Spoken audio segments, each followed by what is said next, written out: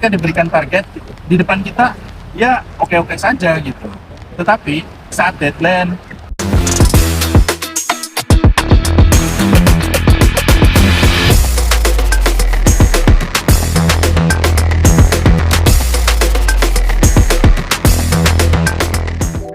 halo teman-teman pejuang RSP, setelah kita paham ya bahwa ada atasan-atasan yang dalam membangun relasi dengan timnya ini ya seperti sampah yang seperti kita bahas di minggu lalu. Nah, ternyata di level bawahan atau di level staff dalam membangun relasi juga ada yang seperti sampah juga. Nih khususnya untuk para leader, supervisor, manajer, kita juga harus aware, harus jeli melihat mana staff atau tim kerja kita yang dalam membangun hubungan kerjanya serius, bekerja, berkarya, dan bertumbuh bersama.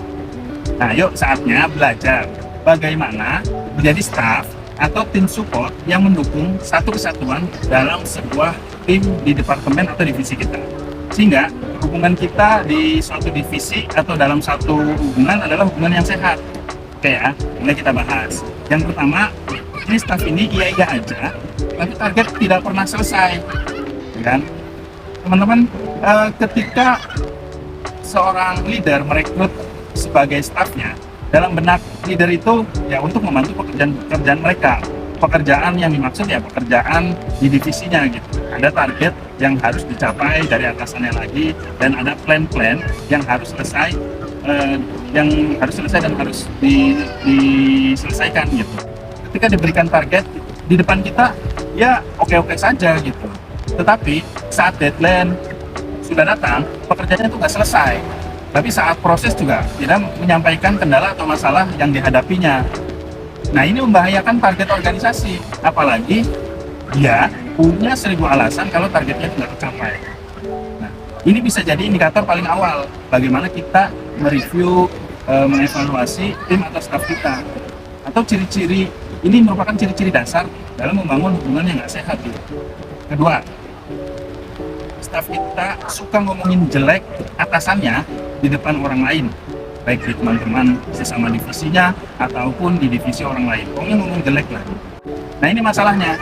Ketika ada unek-unek atau sesuatu yang nggak pas, itu tidak disampaikan kepada atasannya. Malah ngomong alor ngidul nggak jelas. Yang lebih parahnya lagi, di depan kita ngomong baik-baik, tetapi di belakang ngomongnya jelek, Masya Allah gitu. Apalagi tidak mendefinisikan secara clear, secara profesional apa yang menjadi kegelisahan atau masalah yang sedang dia hadapi yang ingin diselesaikan. Hanya sekedar curhat-curhat, gerata-gerutu nggak jelas, ya suka-suka dia aja gitu. Harusnya kan ketika ada masalah atau sesuatu yang nggak pas dengan atasan, ya harus dibicarakan loh, ya kan? Harus didefinisikan dengan clear, sehingga bisa dicari solusinya terhadap masalah itu bagaimana, dibedah satu persatu, apa yang menjadi kegelisahannya, atau atasannya bisa nggak nih memberikan solusi atau memberikan pandangan gitu kan. Ya seenggaknya atasannya ini memberikan pandangan atau minimal tampung dulu deh ya. Jadi inventaris masalah itu menjadi bahan konsultasi dengan atasannya lagi gitu, atau atasan yang lebih tinggi untuk mencari solusi-solusi yang terbaik. Sehingga clear, tidak jadi api dalam sekam yang itu bisa membakar seluruh gudang gabah kita gitu. Terus yang ketiga, staff yang merasa pinter tapi belajar aja nggak mau. Nah, ini dikasih tahu ngeyel, diberikan solusi ngebantah, dikasih pandangan, banyak alasannya. Biasanya staff-staff seperti ini pencapaian targetnya juga ngawur, asal-asalan dan nggak chip, merasa paling pintar, paling bisa, punya argumentasi bagus, tapi eksekusi asal-asalan, eksekusi bermasalah, punya pemikiran-pemikiran saklek, nggak open-minded, nggak mau belajar hal-hal baru. Ya ini susah.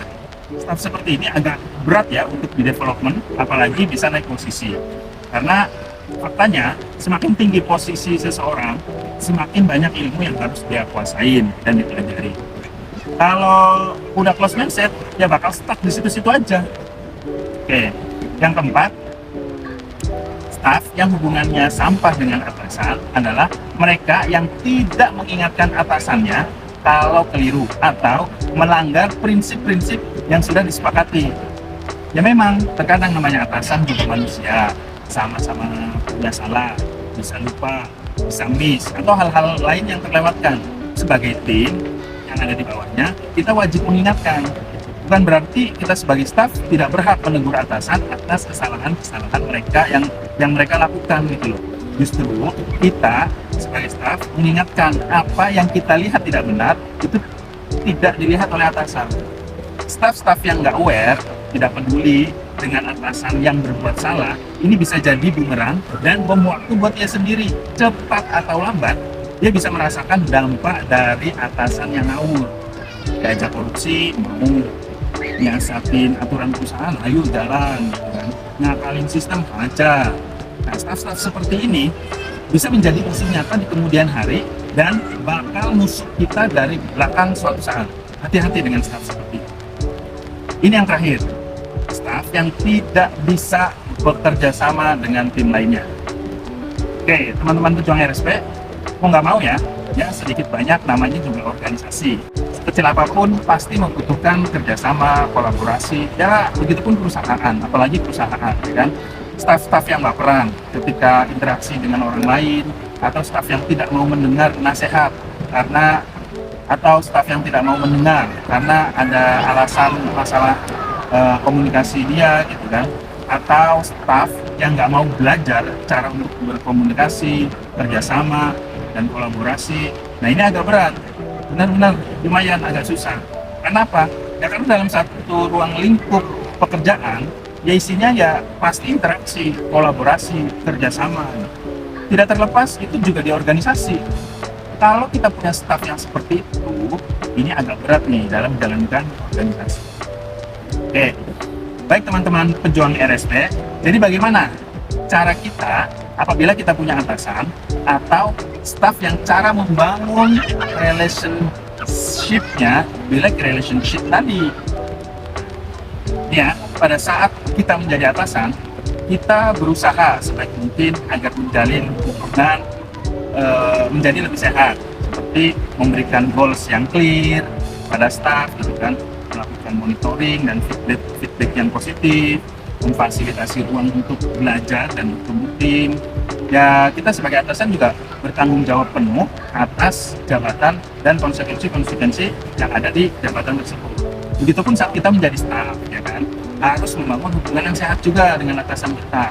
Kita harus mengklirkan definisi atau target yang diinginkan atasan, membicarakan setiap masalah-masalah yang kita hadapi, mau main belakang, tusuk-tusuk lap, ngomong langsung depan atasan kita sampai clear.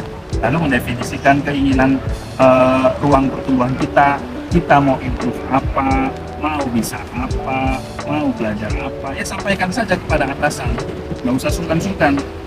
Dan ini penting buat kita semua, yaitu memaksimalkan belajar, melakukan komunikasi, kolaborasi, dan cara bekerja sama yang baik dengan segala jenis orang, baik di divisi kita sendiri atau dengan divisi orang lain. Oke, terima kasih dan selamat memperhatikan.